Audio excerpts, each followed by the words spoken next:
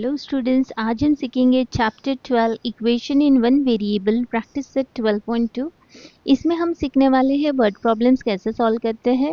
तो चलिए स्टार्ट करते हैं। First question, mother is 25 year older than her son, find son's age if after 8 years ratio of son's age to mother's age will be 4/9।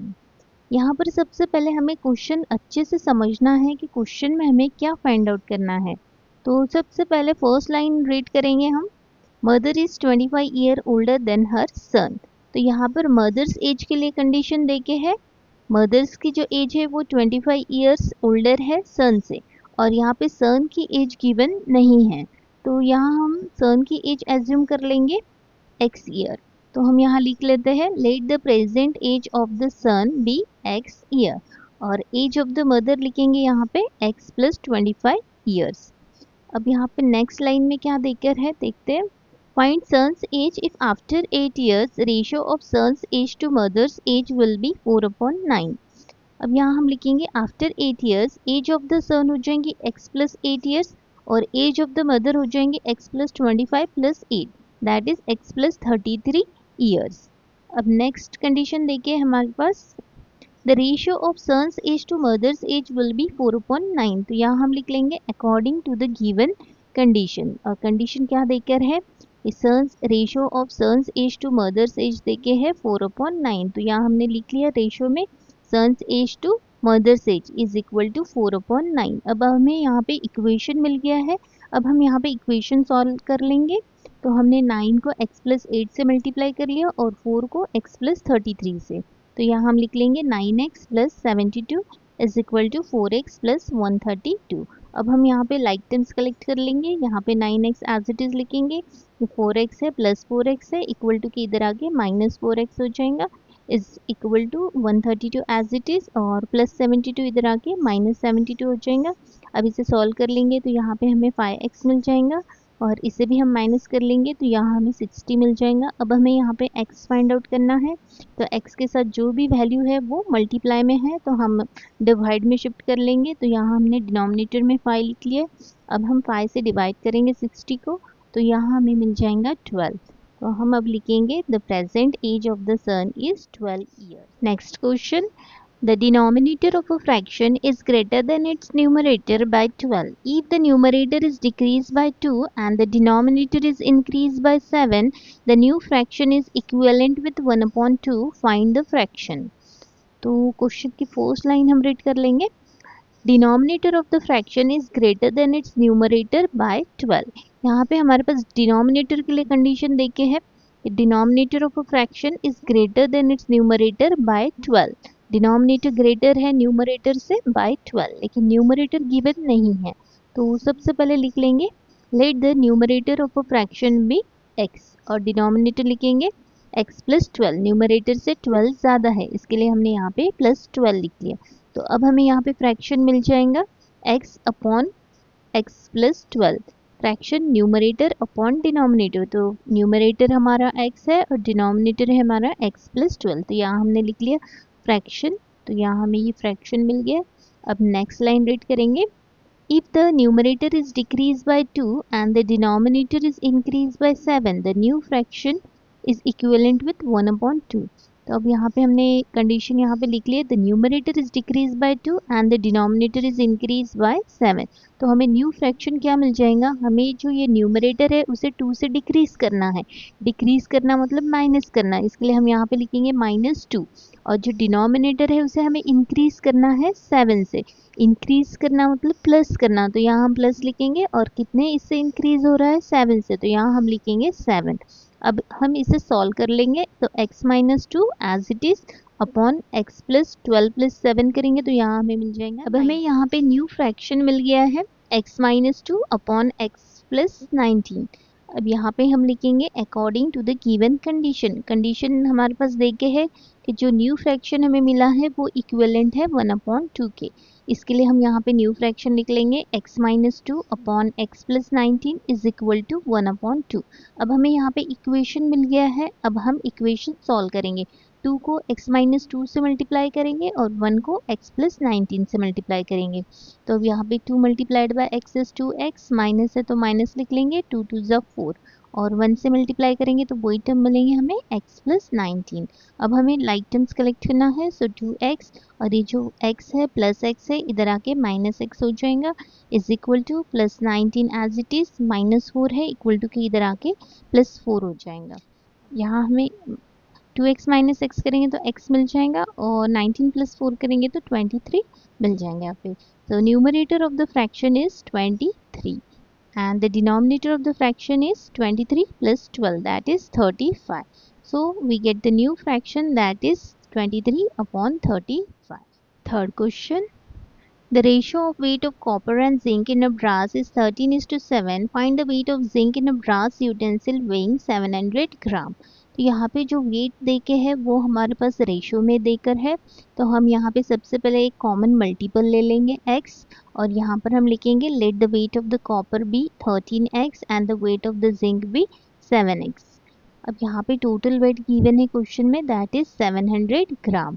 So weight यहाँ पे लिख लेंगे according to the given condition, और condition क्या देखे है, जो weight of the brass है, वेट ऑफ द ब्रास में यहाँ पे weight of the copper plus weight of the zinc आ जाएगा, तो यहाँ हमने लिख लिया वेट ऑफ द कॉपर है 13x plus weight of the zinc है 7x और वो इक्वल है 700 ग्राम के, तो यहाँ हमने लिख लिया 700।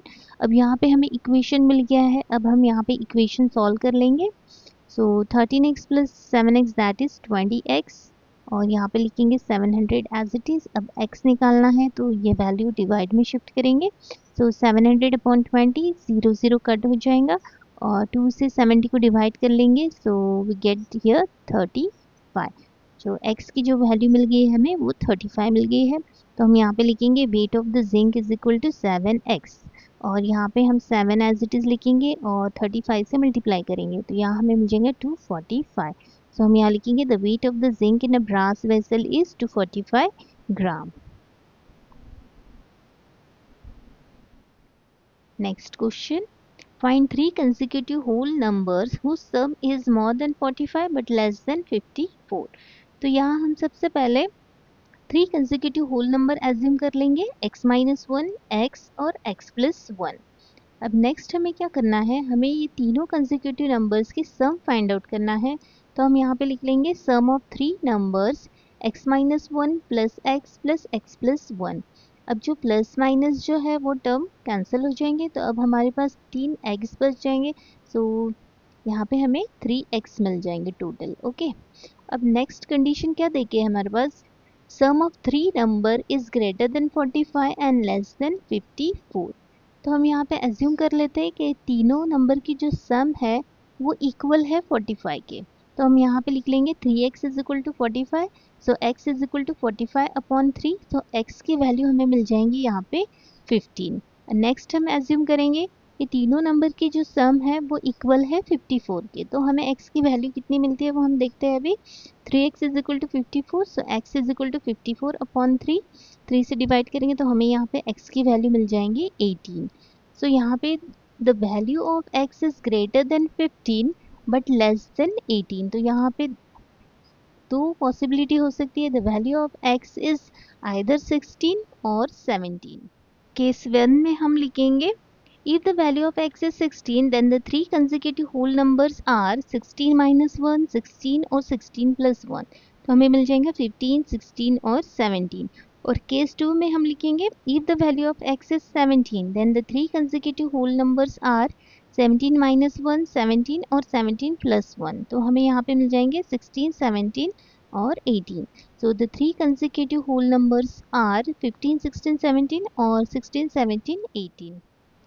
Next question. In a two-digit number, digit at the tens place is twice the digit at units place. If a number obtained by interchanging the digits is added to the original number, the sum is 66. Find the number. यहाँ पे बोल रहे हैं कि 2 digit number में जो digit eight tens place है वो ट्वाइस है डिजिट एट यूनिट प्लेस। तो यहाँ पे हमें यूनिट प्लेस के लिए कंडीशन गिवन नहीं है, तो हम यहाँ पे लिख लेंगे let the digit at the unit place be x and the digit at the tens place is equal to x. तो यहाँ पे हमने टेबल में लिख लिया यहाँ पे टेंस प्लेस और वंस प्लेस। तो टेंस प्लेस पे यहाँ पे 2x लिखेंगे और वंस प्लेस पे x लिखेंगे।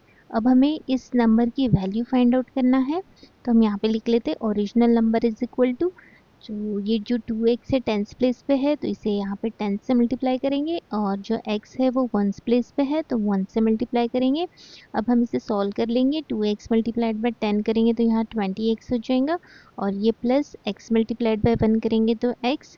अब हमें ये नंबर को ऐड करेंगे, सो यहाँ पे कुछ भी नहीं है मतलब 1 है, सो 20 प्लस 1 दैट इज 21x।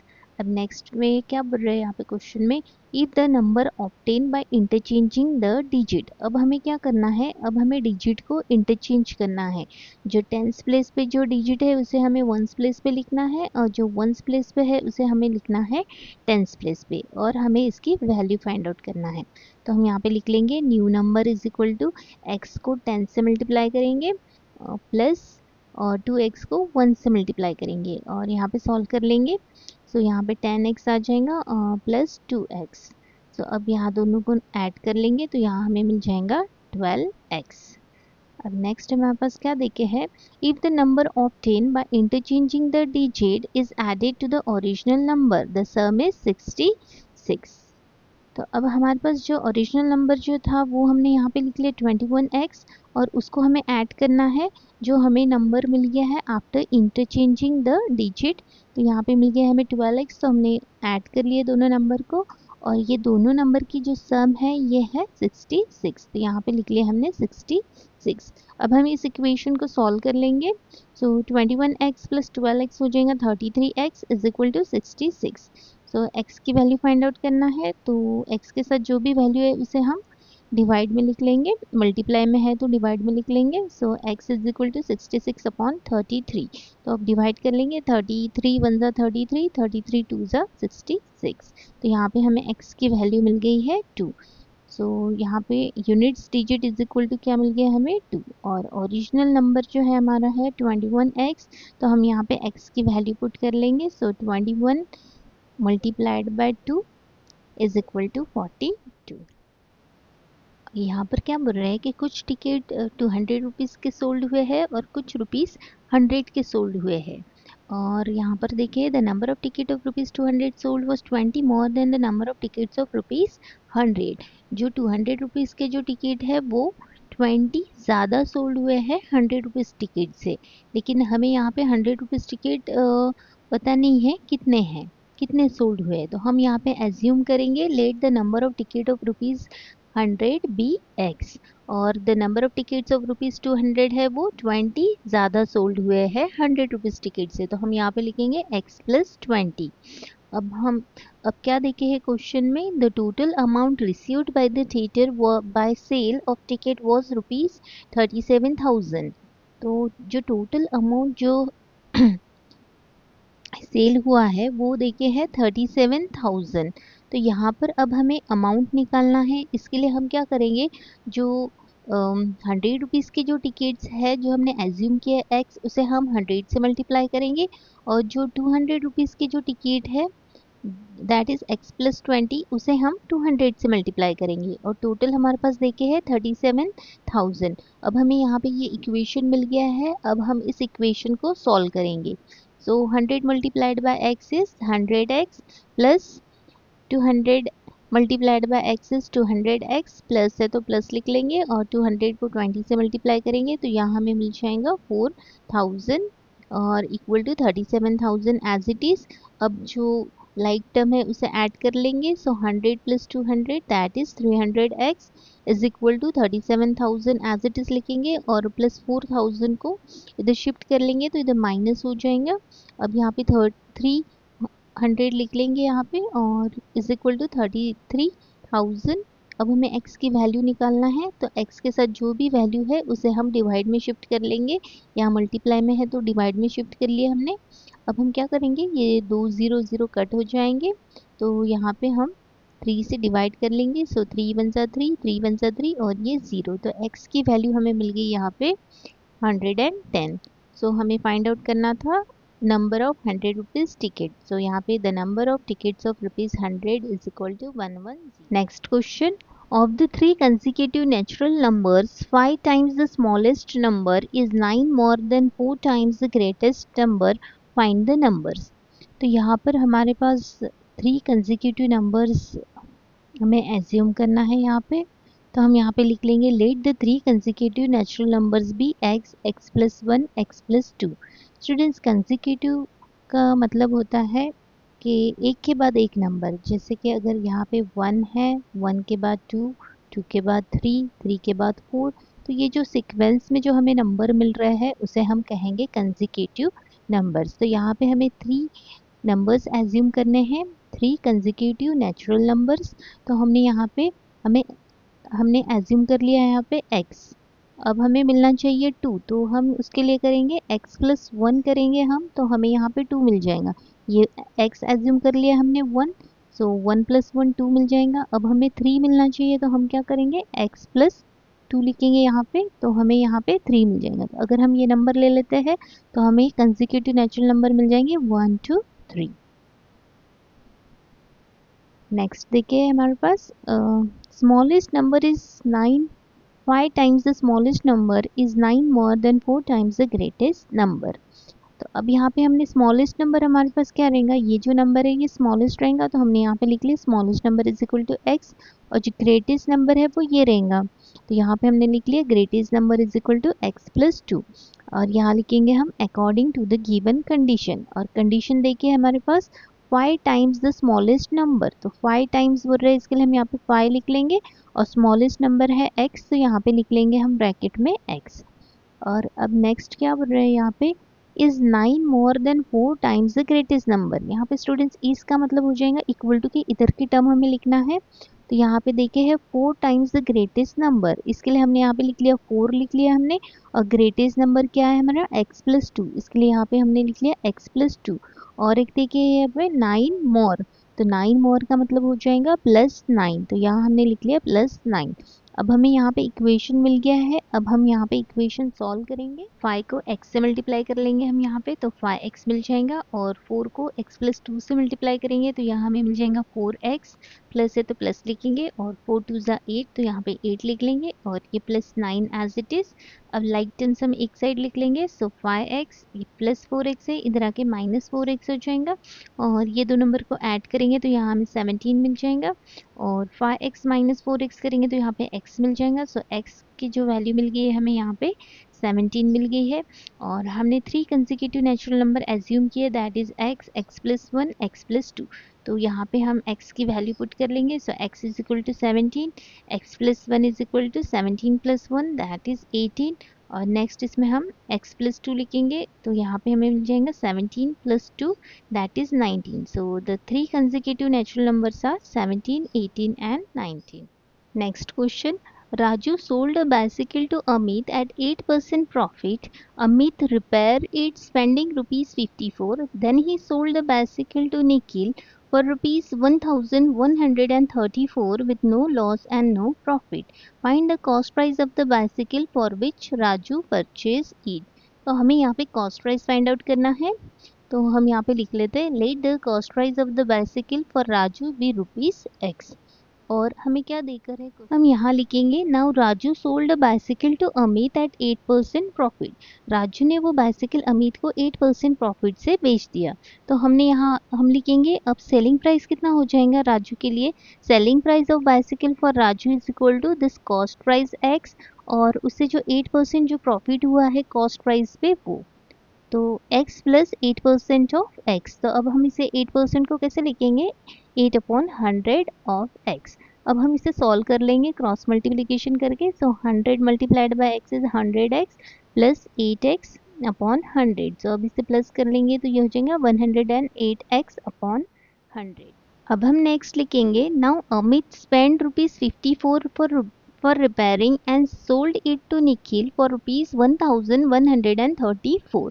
तो ये जो 8% का जो प्रॉफिट हुआ था कॉस्ट प्राइस पे वो लिख लिया हमने यहाँ पे, और 54 रुपीज़ जो स्पेंड किए थे फॉर रिपेयरिंग, सो यहाँ लिख लिया हमने प्लस 54, और इतने इसमें उसने बेच दी with no loss and no profit.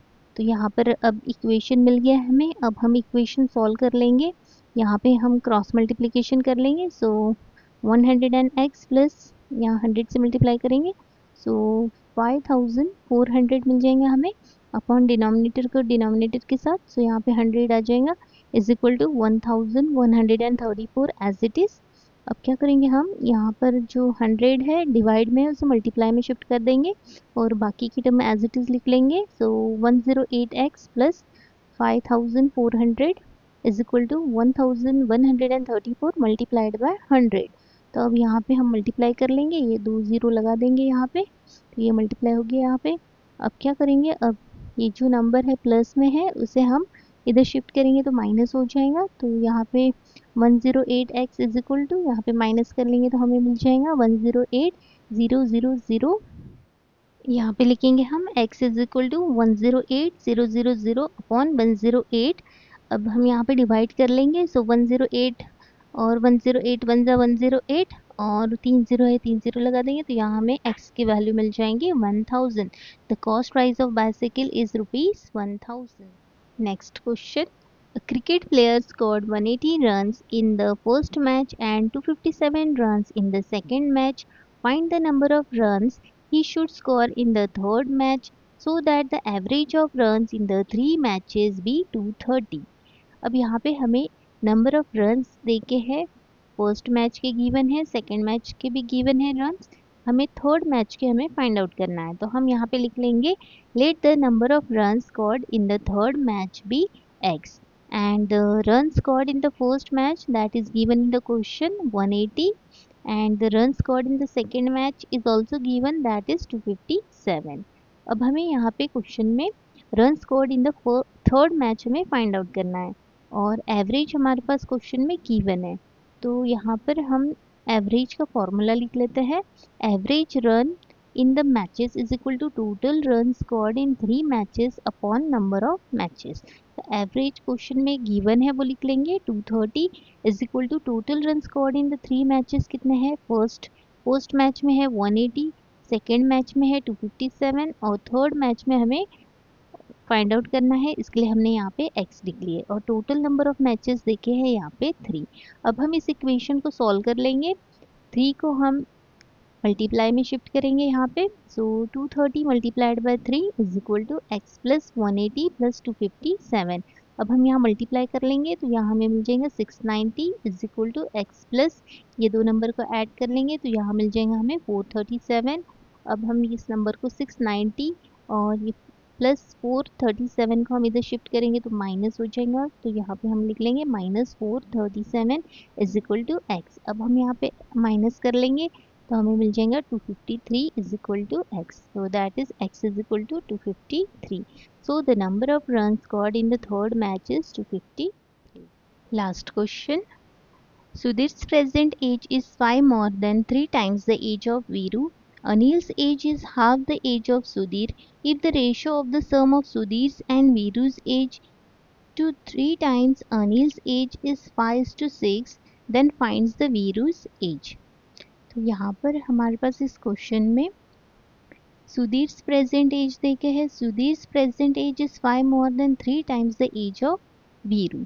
तो यहाँ पे हमें वीरू की एज पता नहीं है और सुधीर्स की एज के लिए कंडीशन देके है, तो हम यहाँ पे सबसे पहले लिख लेंगे let the Veeru's present age be x year. अब सुधीर्स की प्रेजेंट एज लिखेंगे हम यहाँ पे, तो यहाँ पर क्या देखे है 5 more than 3 times the age of Veeru, 5 more है और 3 times the age of Veeru है, 3 times the age of Veeru मतलब 3x लिखेंगे यहाँ पे और 5 मोर है इसके लिए +5 लिखेंगे यहाँ पर। तो यहाँ पे हमने लिख लिया 5 + 3x ईयर। अब क्या देख रहे हैं हमारे पास Anil's age is half the age of Sudhir. अब सुधीर की जो भी एज रहेंगी उससे अनिल्स की जो एज है वो हाफ है। सपोज अगर सुधीर की एज अगर 10 है तो अनिल्स की एज रहेंगे 5, 10 को हम 2 से डिवाइड कर लेंगे तो हमें 5 मिल जाएगा, तो यहाँ पे हमने इसलिए डिवाइड में यहाँ पे 2 लिख लिए हैं। अब क्या करना है हमें, अब हमें क्या बोल रहे हैं इसमें, if the ratio of the sum of Sudhir's and Veeru's age to 3 times Anil's age is 5:6। तो यहाँ हम पहले लिख लेंगे according to the given condition, और कंडीशन क्या है यहाँ पे सुधीर और वीरूस की एज को हमें ऐड करना है, तो सबसे पहले हम ऐड कर लेंगे। तो सुधीर की एज है 3x प्लस 5 और वीरू की एज है x, तो हमने यहाँ पे लिख लिया 3x प्लस 5 प्लस x। अब यहाँ पे हमें नेक्स्ट क्या बोल रहा है, इस 3 टाइम्स द अनिल्स एज, तो यहाँ पे हम पहले अनिल्स की एज लिख लेंगे डिनोमिनेटर में। सो 3x प्लस 5/2 ये अनिल्स की एज होगी, और ये 3 टाइम्स है, इसके लिए हम यहाँ पे 3 लिख लेंगे, और ये इक्वल है 5/6 के। तो यहाँ पे हमें ऐसा इक्वेशन मिल गया है। अब हम इस इक्वेशन को सॉल्व करेंगे। तो सबसे पहले क्या करना है, हमें 6 को हमें 3x प्लस 5 प्लस एक्स से मल्टीप्लाई करना है, और 5 को हमें इससे मल्टीप्लाई करना है 3 ब्रैकेट में 3x प्लस 5/2। तो कहते हैं स्टार्ट। तो यहाँ पे हमने लिख लिया ये। अब हम ये ब्रैकेट सॉल्व कर लेंगे। सो 6 multiplied by 3 is 18x plus यहाँ पे 6 5 30 और 6 x 6x। अब इसे 5 3 15 लिख लेंगे, और ये जो 2 है 2 को यहाँ पे ले लेंगे हम, और यहाँ पे लिखेंगे ब्रैकेट में 3x प्लस 5। अब क्या करेंगे, इसमें जो भी लाइक टर्म्स है वो कलेक्ट कर लेंगे। सो 18x प्लस ये 6x प्लस 30 और ये 15/2 और ये 13x plus 5 as it is लिखेंगे। अब हम इस लाइक टर्म को ऐड कर लेंगे, तो यहाँ हमें मिल जाएंगे 24x प्लस 30 और यहाँ पे जो है 15/2 ब्रैकेट में 3x प्लस 5। अब क्या करेंगे, ये जो 2 डिनोमिनेटर में है इसे हम मल्टीप्लाई में शिफ्ट करेंगे। तो यहाँ हमने मल्टीप्लाई में लिख लिया यहाँ पे 2 और ब्रैकेट में हमने लिख लिया 24x plus 30 is equal to 15 bracket में देखिए है 3x प्लस 5। अब हम यहाँ पे ब्रैकेट सॉल्व करेंगे। सो हमने 2 को 24 से मल्टीप्लाई कर लिया, तो हमें यहाँ पे 48 मिल गया। 48x प्लस है तो प्लस लिख लेंगे, और 30 मल्टीप्लाइड बाई 2 करेंगे तो यहाँ 60 मिल जाएगा हमें, equal to as it is 15 3 45 और x से यहाँ पे x लिख लेंगे, प्लस है तो प्लस लिख लेंगे, और 5 5 15 5 75।